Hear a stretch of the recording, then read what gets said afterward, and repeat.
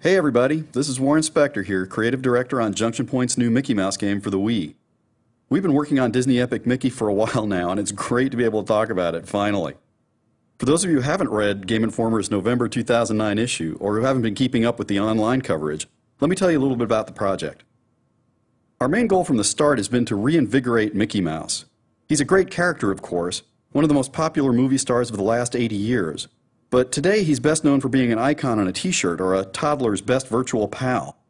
Job one for us is to remind Mickey, and all of you folks of course, that he used to be an action hero, a cartoon star, capable of doing amazing, impossible things.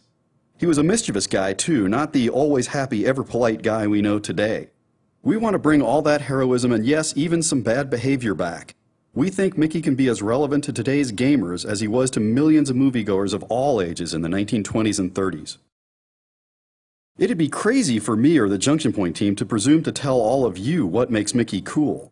The greatest thing about games is that they offer players the opportunity to make their own choices, their own decisions. And that means we can let each and every one of you tell us what you think makes Mickey cool. Is Mickey the happy, helpful hero of today? Behave like that and you'll become our hero Mickey, like the guy you see here. He's bright, colorful, has a flesh-tone face like modern Mickey, and we borrowed the yellow glove idea from old Mickey Mouse movie posters because we thought it looked cool. Act like the helpful hero some of the time and like a mischievous scrapper other times, and you'll look more like this. Check out the white face and white gloves. That's old school 1930s vintage Mickey Mouse when he wasn't quite as badly behaved as in his earliest cartoons, but wasn't yet the mom-friendly guy he is today. This is for players who want to be a hero, but not always. And then there's this guy. We call him the Scrapper.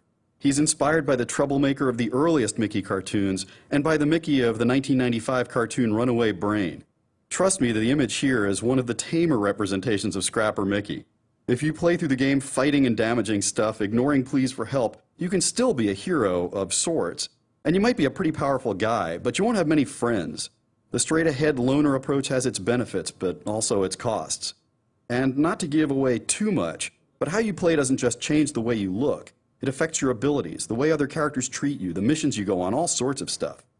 If you ever visit us here at Junction Point, you'll see the walls plastered with signs that read, "Playstyle matters." We mean that, and that's expressed in your Mickey avatar. How you play determines who you become. If making Mickey cool was job one for us, reintroducing Oswald the Lucky Rabbit was job two, by a hair. Okay, sorry for the pun. If you don't know who Oswald is, you're not alone. Fact is, he's all but forgotten today, but back in 1927, 1928, he was Walt Disney's one and only cartoon star, one of the biggest cartoon stars of the silent movie era. Disney lost the rights to Oswald in a contract dispute with his distributor, and that's the only reason Mickey Mouse came into existence. We're bringing the little guy back in Disney Epic Mickey. But our version of Oswald isn't the happy-go-lucky, always up for a tussle, always falling in love guy from the old cartoons. Our Oswald knows he was rejected by Walt Disney in favor of Mickey Mouse, and he isn't happy about it.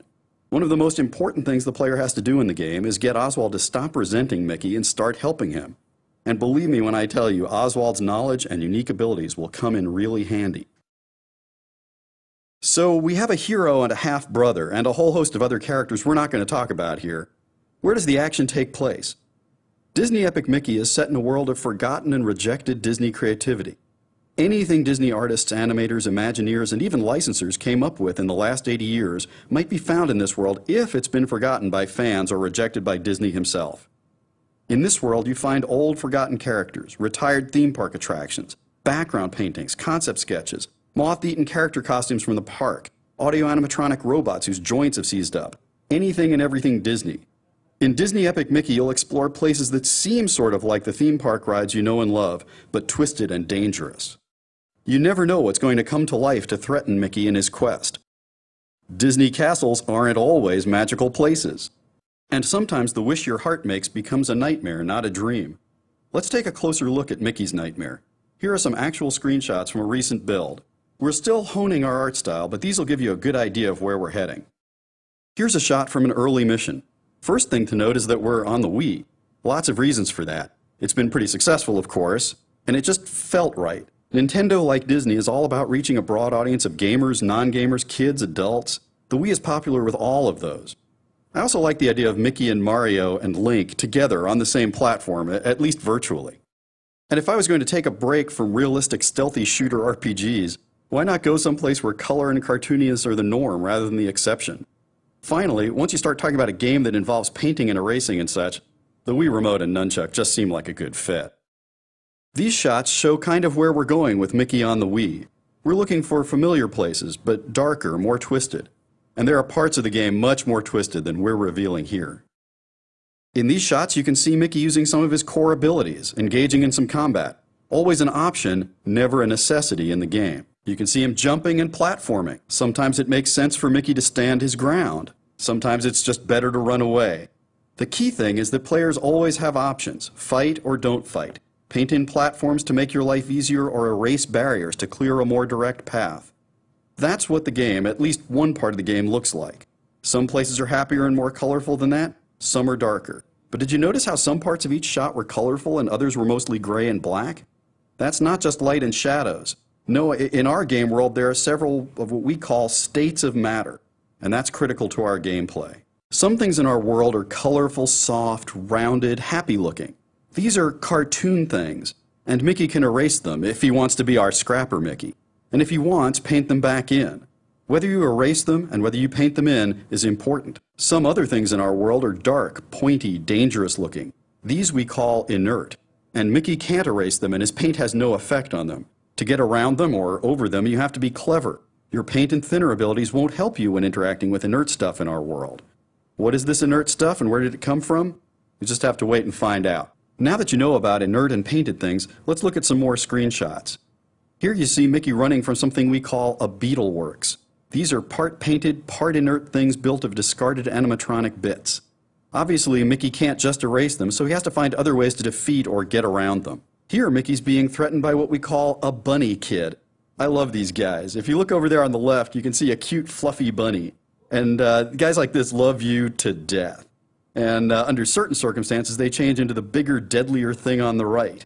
Who are these guys? Again, you'll have to play the game and find out. This is an interesting shot. I'm not even going to talk about the strange upside-down thing on the left side of the picture, but that movie screen on the right is cool. We use movie screens as a kind of transportation system in our game. Mickey can jump into a screen and go to new places. When he jumps into a screen, Mickey jumps into a movie. These are 2D side-scrolling areas inspired by real cartoons, in this case, the 1937 cartoon Clock Cleaners. When Mickey gets to the end of a 2D movie like this, he jumps into another screen and emerges in a new place. You can learn a lot about the places you're going by paying attention to the 2D movie that takes you there. Here's one last shot. It's kind of subtle, but it's one of my favorites. Why would a non-action shot be one of my favorites? Well, it's for all the things the shot implies. All the things that can happen just seconds after this moment of rest. For starters, there's Mickey. From his white face and white gloves, you can tell he's kind of a middle-of-the-road Mickey, neither scrapper nor hero. Wonder what he's looking at so intently? I'm not going to tell you. He's about to be jumped by a character called a spatter.